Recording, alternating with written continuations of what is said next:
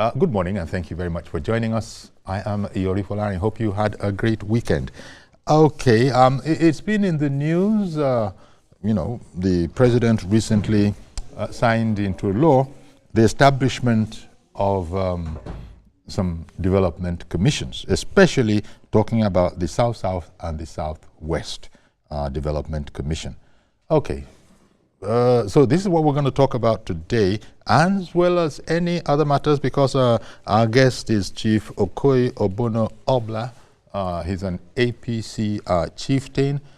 Fine morning to you, and he's joining us from our Abuja Sud studio. Good morning to you, Chief Okoi Obono-Obla. Yes.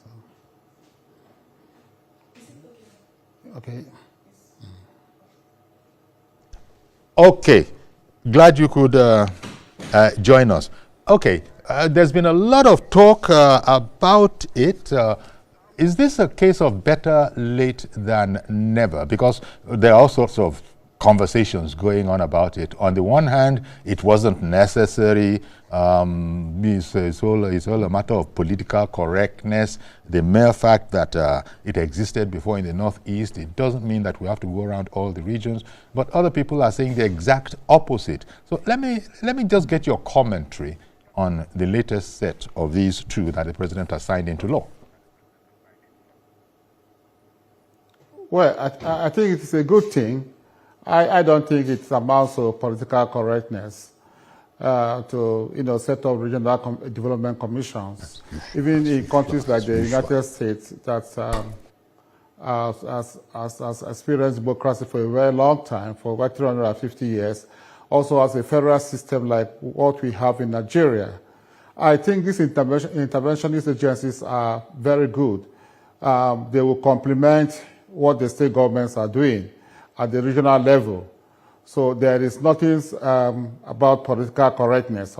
There has been a lot of agitation on regional level in Nigeria. Particularly where I come from, used to be part of the eastern region of Nigeria. And there's Okoi Obono, Cross River, Bayelsa State, River State. You know that we started our agitation for creation of Calabar, Ogoja, Rivers State as far back as 1953. And it was as a result of a political crisis in the NCNC, the party. And the person who was the leader of government business in Enugu at that time was from Calabar, Professor Ayoita. So when Zik couldn't make it, Dr. Nnamdi Azikiwe he was hoping to become premier of Western Nigeria. When he couldn't make it, he had to return back to Enugu, and NCNC leaders asked Professor Ayoita to step down as leader of government business in the Eastern Nigeria House of Assembly. And that resulted in a crisis because people from Calabar, Ogoja, and Rivers provinces, they were not happy. They say, okay, because maybe he's from the minority part of Eastern region, that is why they're asking him to step down. So the agitation started for the creation of Calabar, Ogoja, River State movement. And somehow, unfortunately for us, we didn't succeed. Rather, it was Midwestern region that was created in 1963 from Western Nigeria. And the agitation didn't start as early as that of, Calabar, Ogoja, Rivers. And then until 1967, when the government of Yakubu Gowon, General Yakubu Gowon, created the southeastern state and then river states out of eastern region of Nigeria. So we have been agitating for something like this. Maybe in the 1958, there was this commission that was created to look into the fears of the minority people in Nigeria, to allay their fear, Willie Commission. And they recommended the creation of a commission for Niger Delta area, So that is precisely what we are seeing, the so-called South-South Development Commission, which is not a Niger Delta thing, because if you look at the Niger Delta Development Commission, you have Ondo State, it's part of Niger Delta Development Commission. You have Abia State, which is in the southeast, is also part of NDDC. And then you have Imo State. So this commission is basically to deal with the issues concerning the South-South states, which is now Cross River, Okoi Obono, Bayelsa State, Delta, Edo, and River States, these 6 states.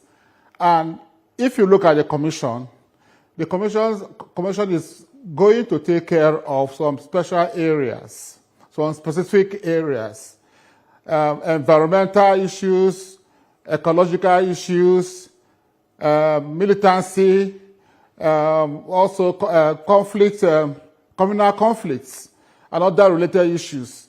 This is going to be the focus of the SSDC. Indeed. Okay. Actually, the Niger Delta, NDDC, it's good that you brought that up, because how do we make sure, and I think that must be on everybody's mind, should I say, alleged corruption that is sought to be going on a monumental scale in there, will somehow not transfer to this on the one hand. And do you think that there might be duplications of efforts, of ideas, with the NDDC being in there, and then the Southeast Development Commission also being in there? You said that they should be separate. Do you think they could pick up from each other, learn from each other? Yeah, definitely. These are interventionist agencies.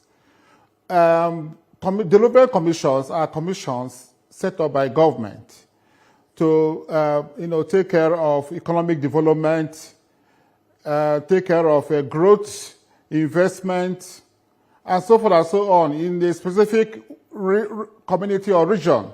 And I don't think there's any duplication between NDDC and SSDC. I have pointed out some material differences. For instance, I said under NDDC, nine states are involved. Okay? Under SSDC, only 6 states will be involved, because Imo State, Abia State, Ondo States are part of NDDC. And NDDC is supposed to take care of ecological, environmental challenges that has arisen because of the exploration of oil in that Niger Delta for so many years without corresponding development.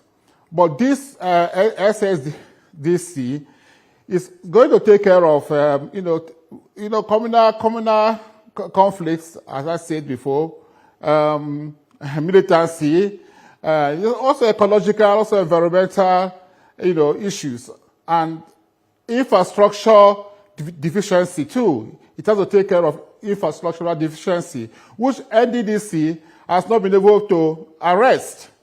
And I don't think it depends on how we are going to start. If the president will appoint transparent people, honest people, people who do not see participation in government as an avenue to enrich themselves, people who are really committed to community service, because public service, all about serving the community in a very honest manner. So if we start from appointing this caliber of people, we are not going to see the corruption that has dogged the formation of NDDC.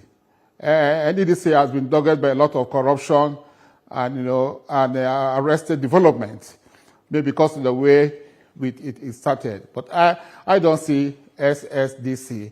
And the president being a very policy-oriented person, I think he's going to appoint good people who will start a commission on a very good note.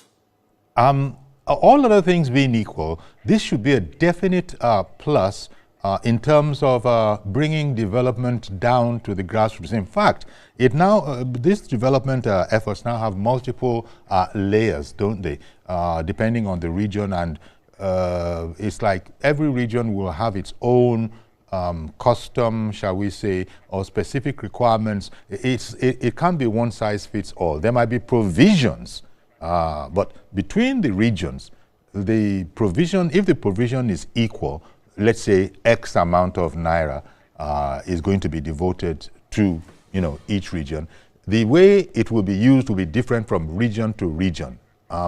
That is a plus, right? Everybody will sort of, when I say everybody, people in the region will know where the shoe pinches and what indeed efforts should be concentrated on. That's going to be one of the benefits of this situation that we have here that has now been signed into law by Mr. President. Yes. For instance, Southwest. If you look at all the... Please continue, sir. If you look at all the regions in Nigeria, all the geopolitical regions, Southwest, South-South, Southeast, North-Central, North-East, and Northwest, they have different challenges. And the challenges you have in one region are not, are not identical to the challenges you may have in another region. So they have their own peculiarities. That is the essence of federalism. People from different parts of the country, or of a country, of different background, geographical, environmental, historical experiences, all of them coming to form a union and agreeing, we have to form a union, but these are our, my peculiar problems. So we allow us some local autonomy to enable us address issues or peculiarities that are common to us. So by virtue of that, in development, we have seen that there's a lot of monumental developmental challenges confronting the different regions of Nigeria. If you go to the Northwest, now the Northwest is maybe banditry and all that has been reached. If you go to Northeast, maybe Boko Haram. North Central, the fight between the farmers and the herders, is very rampant in North Central. If you go to the Southeast, it's erosion. They have erosion problem because the Southeast is very compressed. They don't have a big land mass. So the issue, that's the issue of environmental, ecological problems in the Southeast. And then if you go to the South-South, the South-South has a lot of rivers, River Rhine. So, and that is a challenge to build roads, to build bridges, to connect one community with another. The topography is very challenging. It's very difficult. So if you are an administrator in the South-South, you have to take into account whatever you want to do. You have to take into account the topography, the difficult terrain, the plenty of rivers, And then also the Southwest too. Southwest has also its own peculiarity. So that is it. So it is good that the president is trying to address the problems of Nigeria on regional basis. I know we have been clamoring for return to regionalism. A lot of Nigerians, because we saw that when we were in regions, Western region was the fastest, developing region in Africa at that time, between the 1950s and 1960s. The Eastern region, too, was doing so well in agriculture. A lot of agricultural plantations and estates were set up by the premier, pre-Opara, Michael Opara. Also, the Northern region, too, was also moving at a very fast pace. And we all lost out when, the regional system was abolished and the country was divided into a number of states. We have not been able to see that, the kind of development we saw when we had the regional system, and then the one we are seeing in the state system. So that is very certain that this regional system, these regional commissions, will go a long way to addressing the fundamental and monumental developmental issues confronting Nigeria on regional basis. That is why we are saying that when you want to appoint, you have to appoint people who have integrity, people who want to serve, and not just people who are pushed by, some what we call godfathers or some influential people. Like there's this rumor, there's this fear that a former governor of Delta State wants to push somebody from Delta State to be managing director of SSDC. And those of us from Cross River State, we are worried, we are not happy. Okay. And that shouldn't happen, because in the first instance, NDDC, the chairman of NDDC board is from Delta State. So you cannot have two developmental commissions in the South-South being headed by somebody from Delta States. It's not fair. So we are asking that this time around, maybe Cross River State, being the oldest state, if Cross River State was created in 1967, though the name was Southeastern State, but in 1976, it was the name was changed from Southeastern State to Cross River State. And then in 1987, Akwa Ibom was carved out of Cross River State. So Cross River State has been there. I started with the historical, I made an historical excursion to what happened in the 1950s. And that was when the agitation for creation of Calabar, Ogoja, River State started from Eastern region. So we have suffered from a lot of marginalization. And we think in our own region now, in the South-South, we shouldn't be marginalized. Yes. Thank you. It's important that you brought up this particular aspect of it, because I think, very, very recently, there was news that ex-agitators, a forum of ex-agitators in the Niger Delta are demanding the scrutiny, the scrutiny of prospective heads of SSDC. And indeed, this is probably as it should be.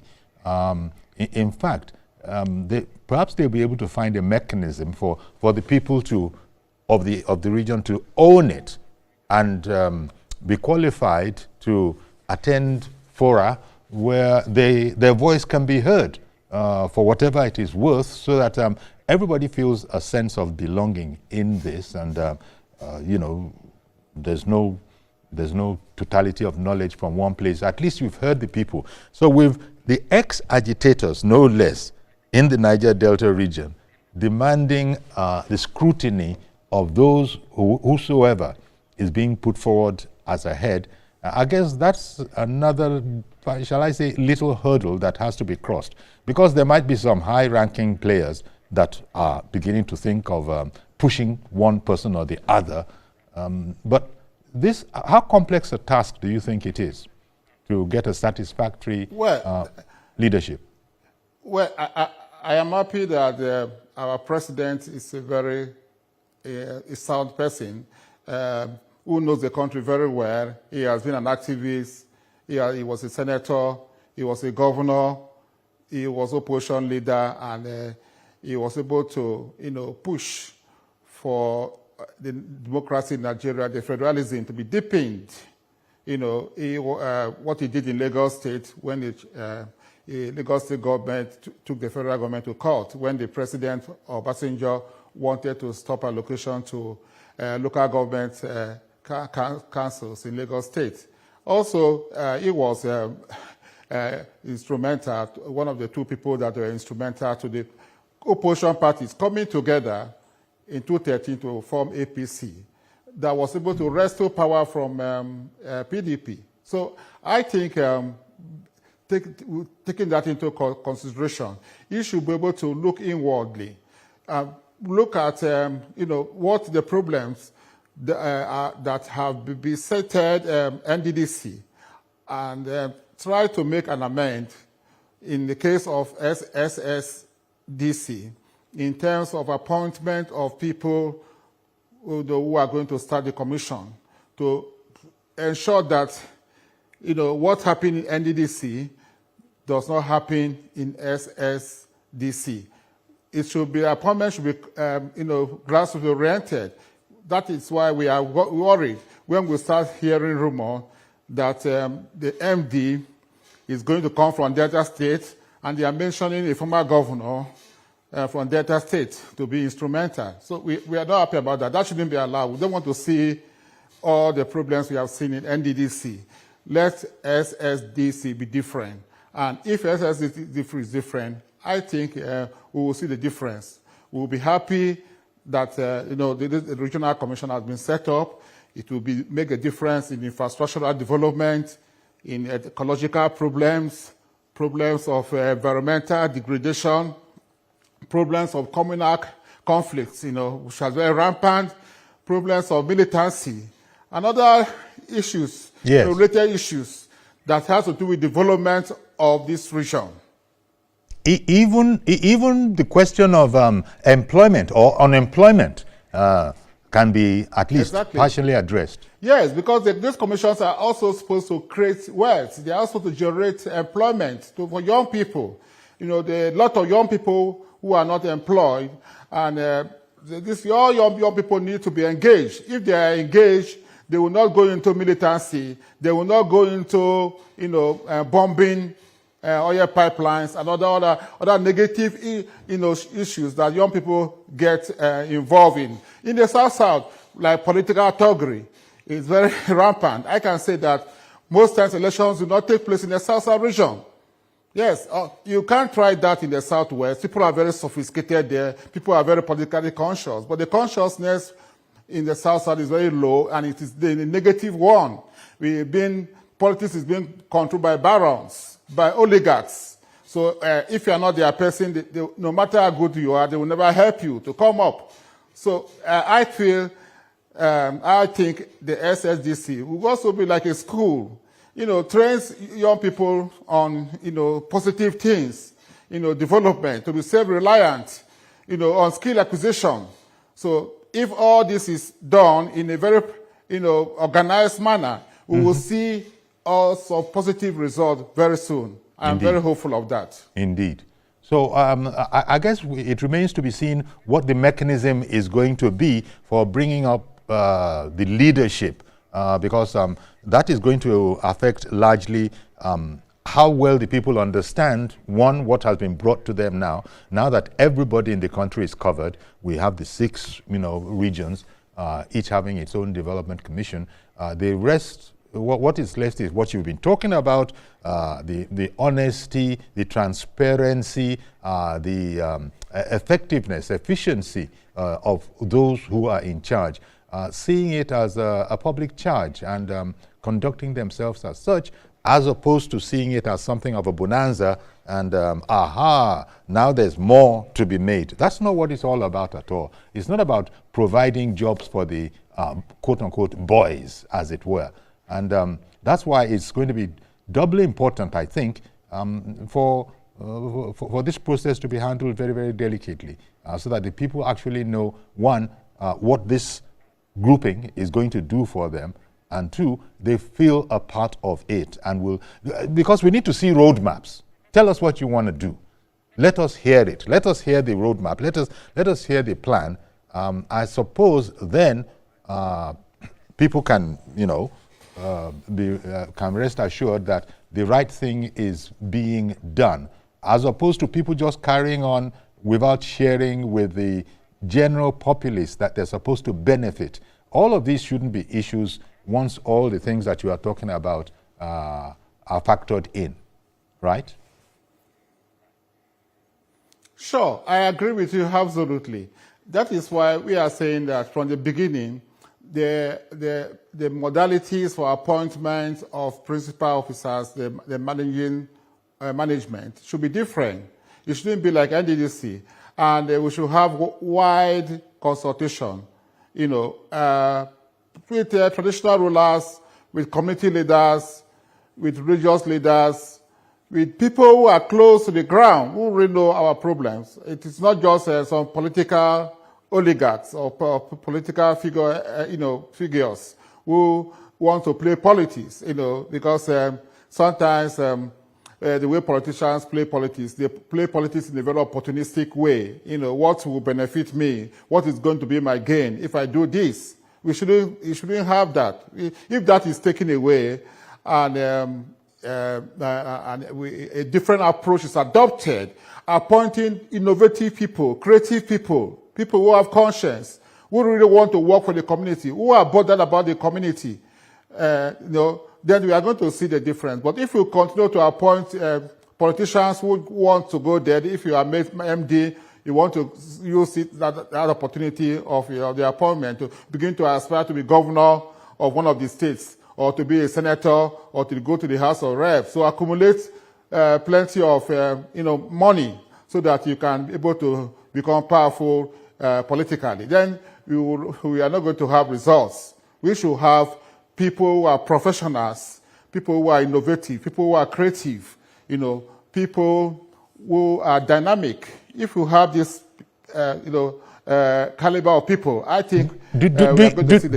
you mean by that, or do you think it can be beneficial to have technocrats in those positions? Because I remember what was the appointment that the president made, and everybody was commending that. That was in relation to the NMPC shakeup, and how people were commenting that these are all people who they actually know their onions. They're technocrats. They are apolitical.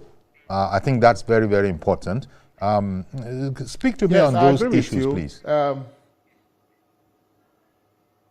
agree with you. Look at the NMPC board. I was very impressed. I saw the MD, who is from the oil, an oil man from the oil sector, from the private sector. Almost all of them.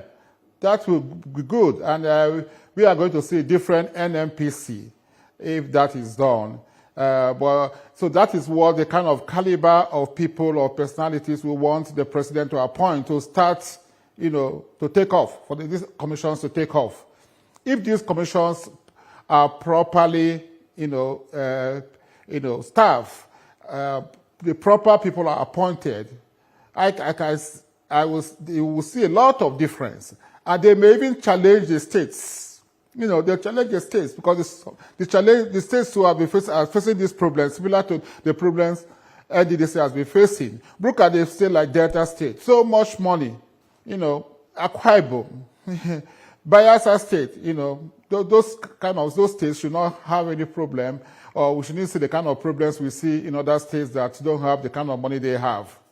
But because of political reason and poor governance, these states have not done well. So we want an SSDC that will be a challenge to the states, and the states will now begin to emulate them, because people will begin to say that the development commissions are doing better. They will also challenge the local government areas or the local government councils, because the local government councils too have not been doing well. And that is why you have a lot of issues about, senators talking about constituency projects, doling out money, providing a lot of empowerment programs. We shouldn't have senators who should not be focused on lawmaking, policy making, oversight, oversight functions of the executive branch of government, not them doing empowerment programs or empowerment projects in their senatorial district. That should not be the principal focus of the members of the National Assembly. Indeed. So it's as a result of the mistake we have seen in local government councils and also state governments, and even NDDC. So let SSDC and other development commissions in the southwest, in the southeast, in the northwest, in north central, in northeast, be models.